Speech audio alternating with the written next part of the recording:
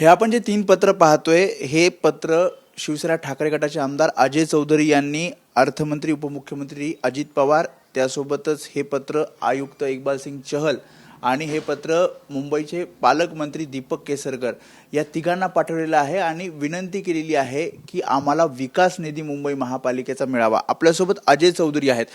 जानेवारी 2023 पासून आता जवळपास 1 वर्ष होतंय। आता विरोधक आमदार जे मुंबईतले 11 विरोधातले आमदार आहेत त्यांना 1ही रुपया निधी मिळाला नाही असं समोर येतंय।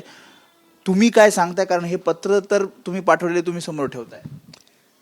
बघा, एक तर आमदार कुठल्याही पक्षाचा असो तो राजकारणामध्ये विरोधक असतो, परंतु नागरी सुविधांच्या बाबत सगळ्या आमदारांचे समान हक्क असतात।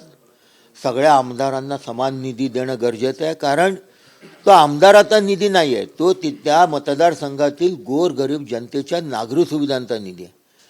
आणि मुख्यमंत्री किंवा कुठलाही मंत्री ज्यावेळी शपथ घेतो त्यावेळी हा महाराष्ट्रातल्या तमाम जनतेचं हित राखण्याची, त्यांना समान न्याय देण्याची शपथ घेतलेली असते।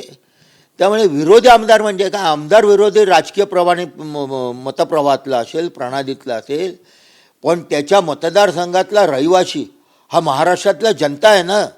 महाराष्ट्रातल्या जनतेला समान न्याय देण्याची तुम्ही शपथ घेतलेली आहे, तुम्ही शपथेचा भंग करताय। किती कोटीचा, मी बस बघितलं की 68 कोटी जवळपास तुम्ही निधी मागितला होता। मी 67-68 कोटी रुपयाच्या निधीची कामं आत्तापर्यंत पाठवलेली आहेत।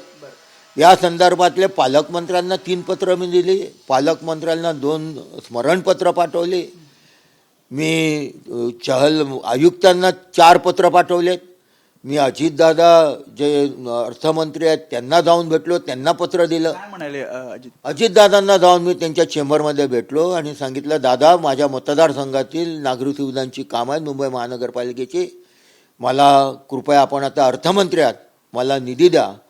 त्यावेळी दादांनी मला त्या चेंबरमध्ये सांगितलं की चौधरी साहेब, मुख्यमंत्र्यांचे आदेश आहेत, उद्धव ठाकरे गटाच्या एकाही आमदाराला 1 रुपया द्यायचा नाही। अरे तुम्ही मुख्यमंत्री म्हणून महाराष्ट्राचं पालकत्व घेत असताना सुडाचं राजकारण कसलं करताय? उद्धव साहेबांची द्वेषाने पछाडलेले सरकार आहे आणि राजकारणामध्ये सूडबुद्धी असता कामा नये।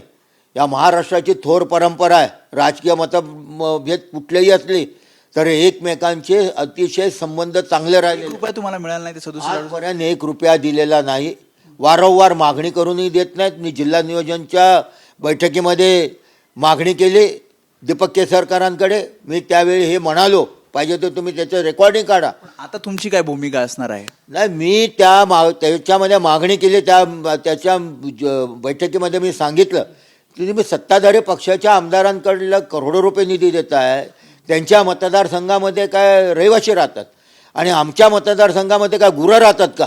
त्यांना तुम्ही नागरी सुविधांपासून वंचित ठेवताय ते। आणि मग नाही पाहतो, मी करतो।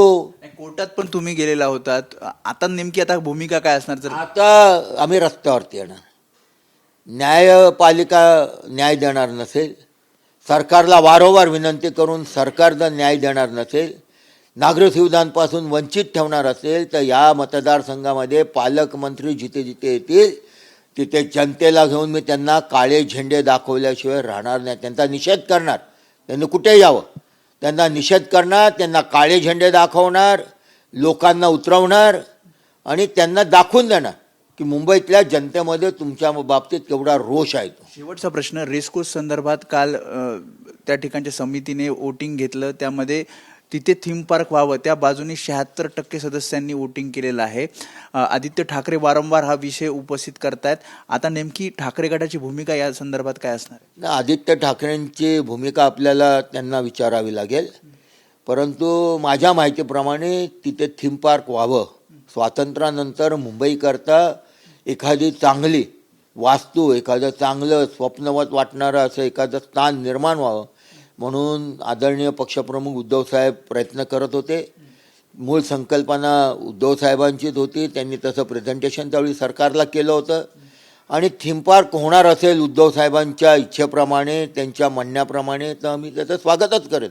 कारण स्वातंत्र्यानंतर मुंबईकरांना सरकारने निर्माण केलेलं एखादं भव्य असं स्थान, बिल्डरच्या घशात घातली जाते जमीन असं आदित्य ठाकरे म्हणतात। बिल्डरच्या घशात घातली तर आम्ही त्याचा निषेधच करू, पण मुंबईकरांच्या करता जर काही निर्माण होणार असेल तर आम्ही त्याचं स्वागतच करेल. त्यामुळे हे होते आमदार अजय चौधरी. त्यांनी सांगितले की कशा प्रकारे हा विकास निधी मिळत नाहीये, 1 रुपया सुद्धा विकास निधीतला मिळालेला नाहीये आणि आता या सगळ्या संदर्भात आम्ही रस्त्यावर उतरून जे पालकमंत्री आहेत त्यांना काळे झेंडे दाखवू आणि हा निषेध व्यक्त करू, असं त्यांनी प्रतिक्रिया दिली आहे. कॅमेरामॅन अजित शिवतरकर समी वेदांत नेब, एबीपी माझा, मुंबई.